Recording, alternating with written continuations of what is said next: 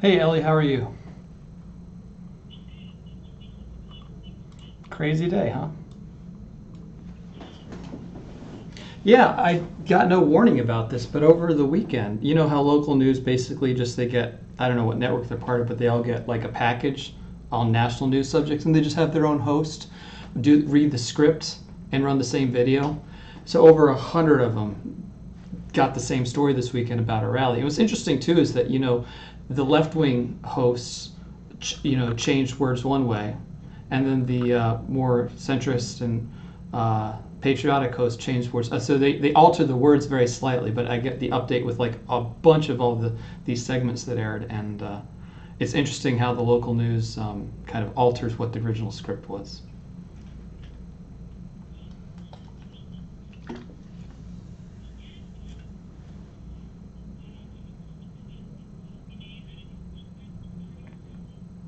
Sure. I'm not sure I've seen the statement yet, so lay it on me.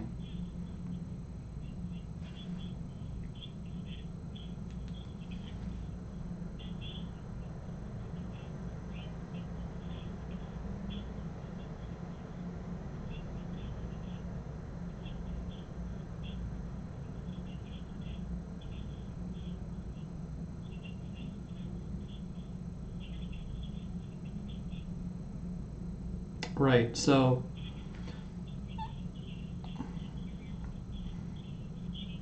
it's pure disinformation. It's pure disinformation. Nobody went to the Capitol to kill anybody. We right now, just I said that is pure disinformation from the Speaker of the House. Nobody went to the Capitol to kill anybody. Nobody went into the Capitol building to bring a firearm. Just across the river from D.C., we're swimming in AR-15s. You can walk into a shop and buy one. No one brought a single rifle like that to a insurrection. What happened was there are a few bad actors who assaulted law enforcement. We condemn that and did damage to property, but the vast majority of people were exercising their First Amendment rights at a public building. And as has been done over and over again during the Trump administration, during the Kavanaugh hearings, we saw Alexandra Ocasio-Cortez lead a sit-in at Speaker Pelosi's office. Nobody was hunted down by the FBI. Nobody had their lives destroyed. Nobody was held in solitary confinement for 9 months as a result of that behavior. At worst, folks typically get about a $50 fine for trespassing at the Capitol in that way. Yet because of these people and because of their political beliefs, they've been treated like terrorists, and their First Amendment rights have been recategorized as an insurrection. So she's just lying. It's the party line. What is important to her and her agenda is that there was an insurrection, because that justifies the totalitarian actions that this administration is taking. So they have to invent it, and they have to scapegoat innocent individuals who committed no violence, who've not been charged with violence. The thing is that if people learn the truth, they're on our side. They agree with us. If you think it's wrong for somebody who has not been charged with anything violent, but something like trespassing, to be held in solitary confinement for 9 months, denied bail, denied medical care, denied full access to their legal representation, if you think that's wrong, you're on our side. If you think it's wrong that a police department can absolve itself of the shooting of an unarmed protester, then you're on our side. Anywhere else in the country, if imagine if Derek Chauvin was cleared by his police department and the Washington Post, whom you write for, and the CNN and MSNBC just said, oh, hey, the police department in Minneapolis found him innocent. I guess that's it. I mean, would you, seriously, I'm asking you a question now. Do you think that a police department should be able to absolve itself without any public investigation of the shooting of an unarmed individual? Are you okay with that? Because if you're not, then if you're not, and you should be honest with me as I'm being honest with you, then you're on our side. This is not partisan. This is not about an election. This is not about who won or whether there's voter fraud. It has nothing to do with that. It has nothing to do with our rally. And it's not about any third-party fringe group that we repeatedly have been trying to be smeared with.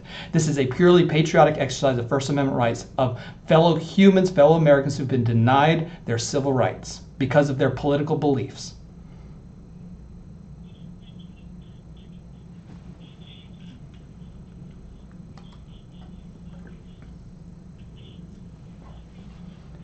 See, you're asking me questions. Hold on. You're asking me questions about some fringe group who's never registered a voter, who's never impacted election, who's had no impact anyway. And you're asking about that rather than asking about the conditions of these political prisoners. So that sort of is that's part of the phony narrative that we're trying to push back against, because they want to take some fringe group and try to smear this great big patriotic movement with it. And we have nothing. In fact, we have specifically said, and you know this because you've seen the rally video, we've instructed people, if you're part of some other group, great, but do not bring signs, t-shirts, any material representing anything other than pure patriotism and messaging directly about the January 6th political prisoners. If anybody shows up at our rally with material for a candidate or another organization, we're politely going to ask them to take it away, turn their shirts inside out, and if they still refuse that, we will assume that they are Antifa infiltrators or federal agents, and we will take their picture, we will find out who they are, and we will make them famous.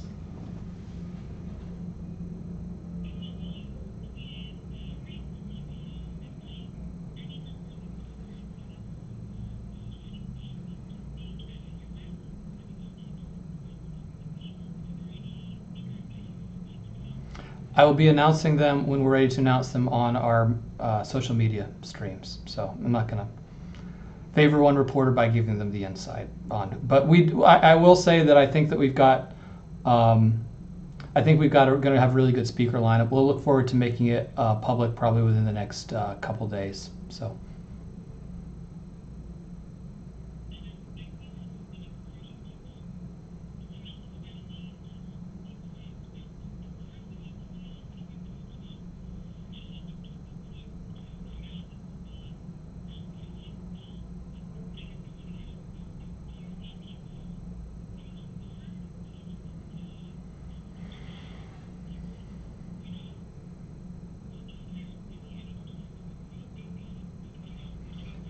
Look, we have had a successful event in DC 3 months ago at the Department of Justice and FBI. And again, we heard all the naysayers saying, no, it's a honeypot, it's a trap, it's a bunch of glowies, which is slang for FBI, CIA folks, that went out without a hitch. We held another rally at the prison itself, and again, we heard these same concerns. We held 10 rallies across the country simultaneously with our rally at the prison. No incidents whatsoever. What I want to remind people of something. That building belongs to them. That building was built by their forefathers. They shouldn't let anybody intimidate them or scare them away from exercising their First Amendment God-given rights at that Capitol building. We have done everything within the law to have a successful rally.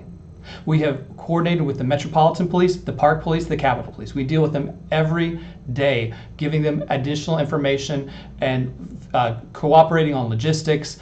We have our own security team who's also brought into the Capitol Police communication channel. This is going to, there have been many rallies at the Capitol since January 6th to begin with. So there's no reason to be afraid. Don't be guided by your fears. This nation will not be saved by cowards.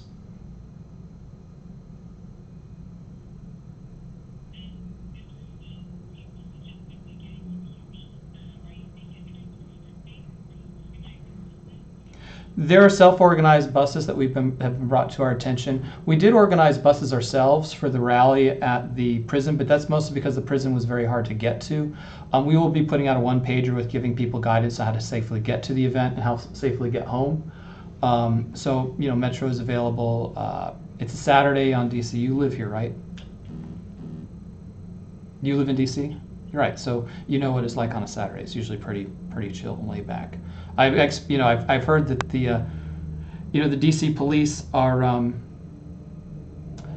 canceled everybody's vacation for us, and they're thinking about putting up the barbed wire for us and the fences for us at the Capitol, which I think is just I think is mostly theatrical. And we have actually heard threats of violence, but they've always been from the left, threatening to come down and kick our asses because we're we're the violent crazy ones, so they're threatening us with violence. There's been no threat or indication of any violence from anybody on our side, and we wouldn't permit it. And we've done this before. We've done this twice before in the District of Columbia without incident. We've got a good record.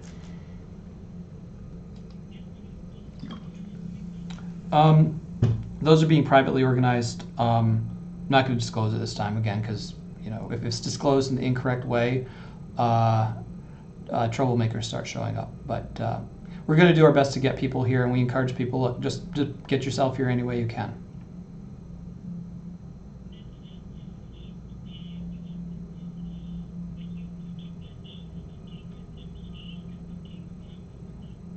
And park police. Mm-hmm.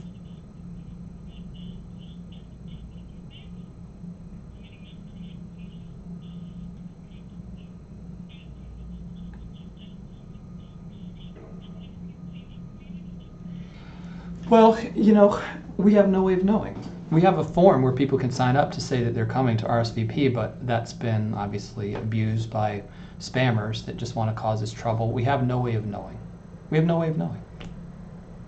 Maybe maybe it will just be me with a megaphone. So, wouldn't that be? Yeah, no, we haven't updated it. It's still at 700.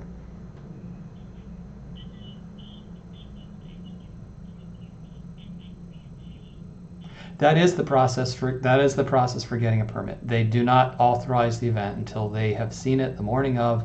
We have a stage. We have a large television. We've actually got porta potties. So they, but I've got somebody whose full-time job it is nothing but to do compliance for this event. So every day I get an update, and there's been no problems. We got started on this a long time ago. So.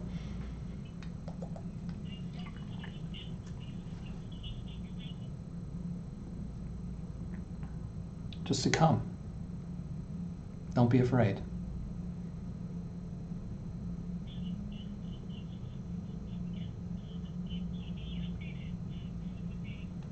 Yeah, I think I have you on my inside press release list, right? Have we communicated via email? I don't remember. Just text me your email address and I'll add you to it, okay? Hey, thanks. It's been a pleasure. Thanks for agreeing to my rules. All right, thanks. Bye-bye.